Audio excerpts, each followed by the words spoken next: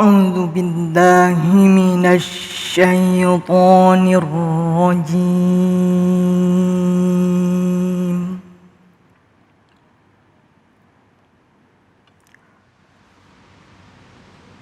بسم الله الرحمن الرحيم.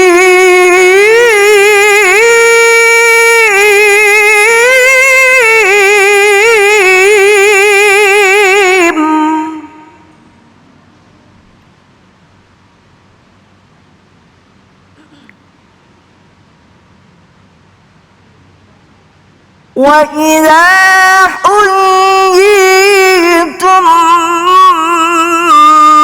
بتحية فحيوا بأحسن منها أو ردوها.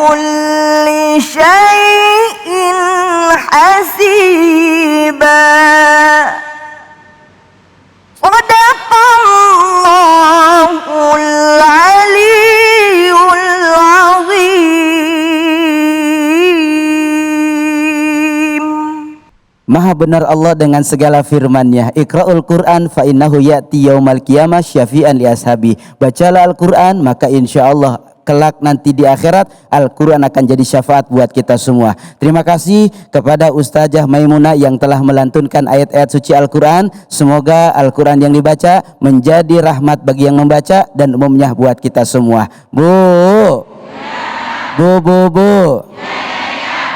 Bu.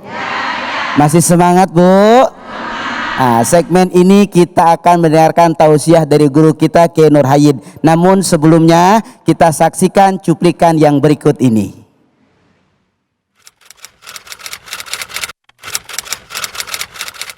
Kalau beda pendapat sih ada ya? Masih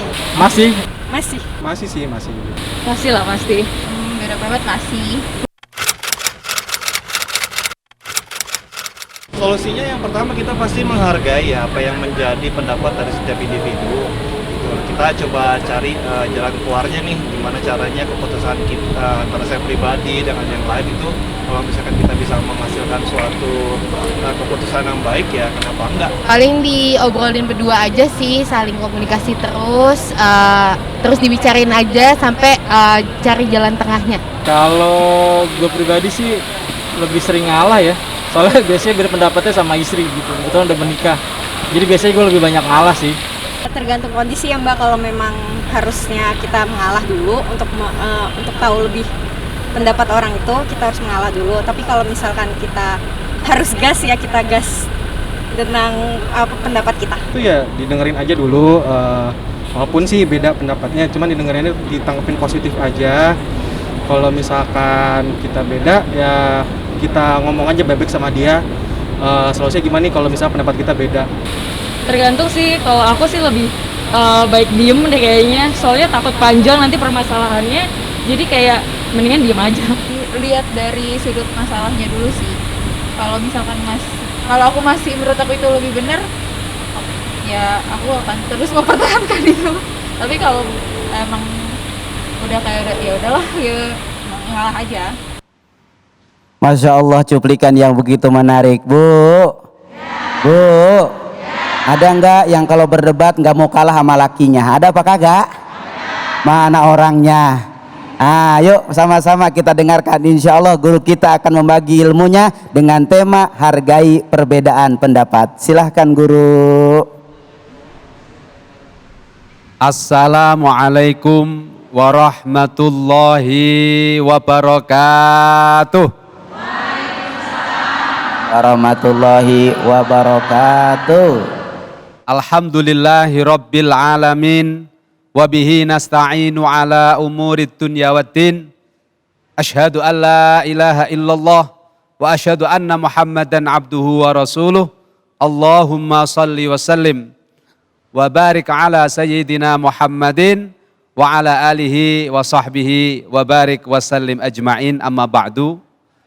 Para pemirsa iNews yang dirahmati Allah, hadirin wal hadirat yang dimuliakan oleh Allah Subhanahu wa taala. Perbedaan pendapat adalah sunnatullah. Maka kalau kita menghadapi perbedaan pandangan dan perbedaan pendapat, jangan risau dan gelisah. Karena itulah takdir dari Allah untuk keindahan atas kehidupan di dunia ini. Allah menciptakan semua makhluknya dengan beragam. Allah menciptakan laki-laki dan perempuan juga dalam rangka untuk agar kita bisa menghargai perbedaan. Maka kalau ada orang yang berbeda pandangan, berbeda pendapat, lalu berantem, berarti dia belum lulus sebagai seorang manusia. Apalagi lulus sebagai orang yang beriman. Maka cara pertama kita untuk menghadapi perbedaan pandangan dan perbedaan pendapat adalah toleransi dan saling menghargai. Kecuali perbedaan pendapatan, baru itu harus dibereskan bersama. Tapi kalau perbedaan pendapat saja, tidak ada cara lain. Bagi orang yang beriman, cara menghadapinya adalah saling menghargai. Bagaimana Islam memandang perbedaan pandangan dan perbedaan pendapat? Contoh terbaik bisa kita petik dari sejarahnya seorang ulama besar, A'immatul Mazahibul Arba'ah, salah seorang imam dari 4 mazhab. Beliau adalah Muhammad ibnu Idris Asy-Syafi'i. Imam Syafi'i memberi contoh terbaik kepada kita semua umat Rasulullah Sallallahu Alaihi Wasallam dalam menyikapi perbedaan pandangan dan perbedaan pendapat. Apa kata beliau? Ra'yi shawab, pendapatku ini benar, tetapi yahtamilul khata'.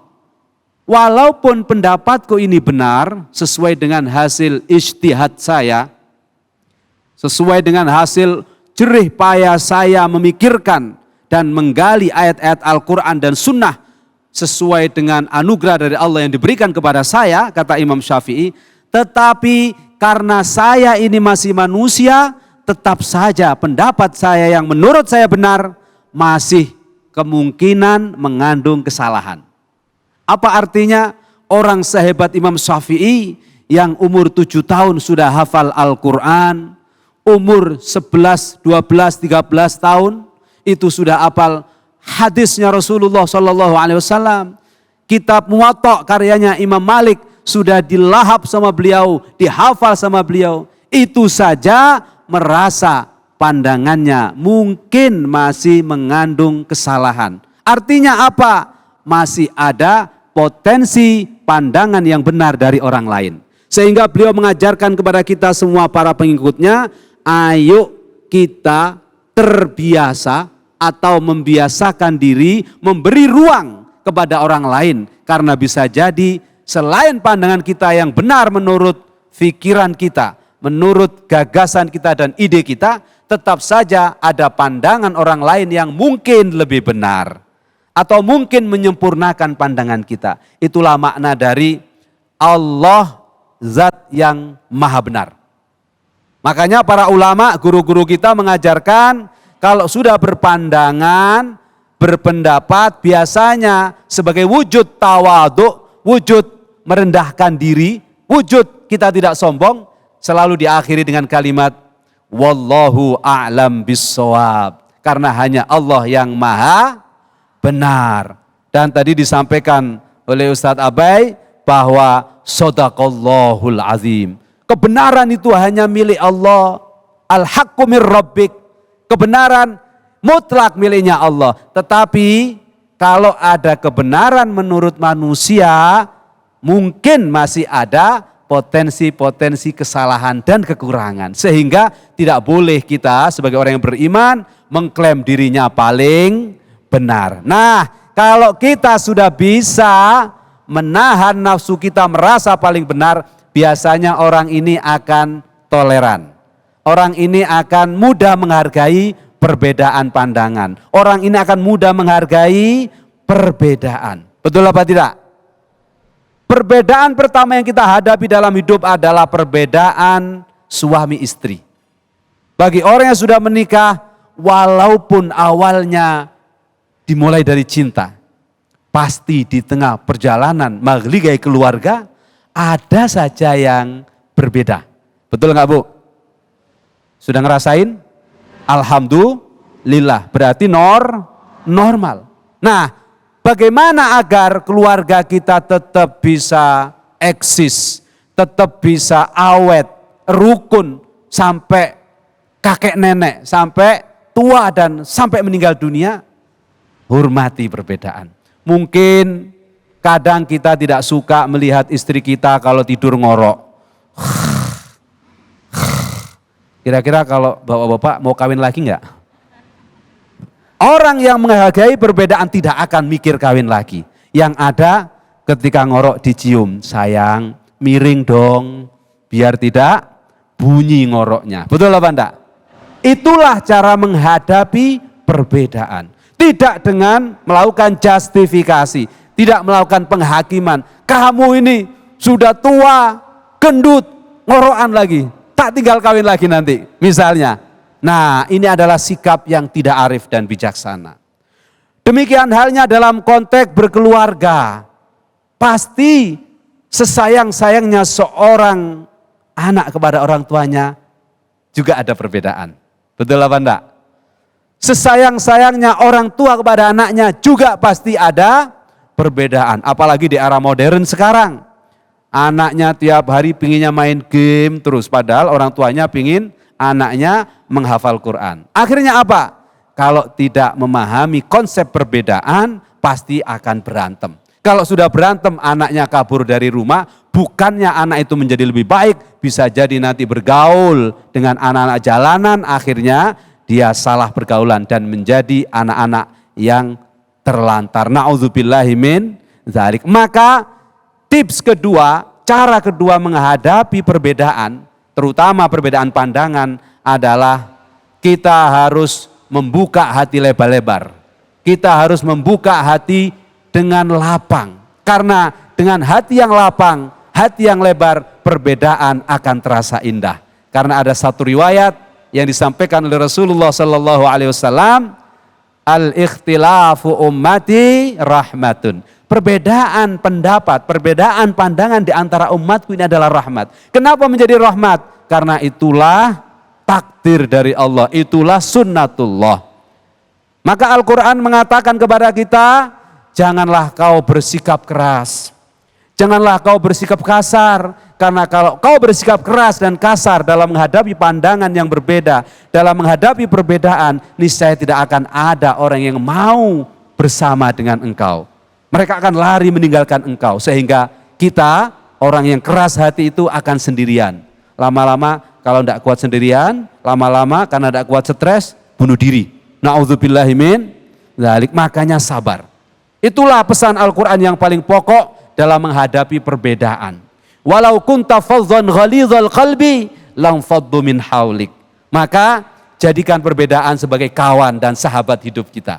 Insya Allah kalau perbedaan kita jadikan kawan dan sahabat dalam hidup, hidup kita akan selalu dipenuhi dengan cinta dan bahagia. Lebih-lebih kita tahu bahwa kita ini memang diciptakan berbeda. Ya ayyuhan nas, inna khalaqnakum min zakari wa untha wa ja'alnakum syu'uban wa qabaila lita'arafu. Lalu siapa yang terbaik di sisi Allah dari yang berbeda ini? Inna akramakum indallahi atqakum. Semoga perbedaan yang ada di sekitar kita membuat kehidupan kita semakin berwarna. Lebih-lebih kita yang setelah selesai melaksanakan puasa di bulan suci Ramadan, tentu hati kita masih lapang. Perbedaan yang ada di depan kita jadikan seperti indahnya taman yang penuh dengan bunga yang beragam. Taman yang akan membuat kita lebih bahagia karena segarnya perbedaan yang diciptakan oleh Allah Subhanahu wa ta'ala. Amin. Allahumma amin.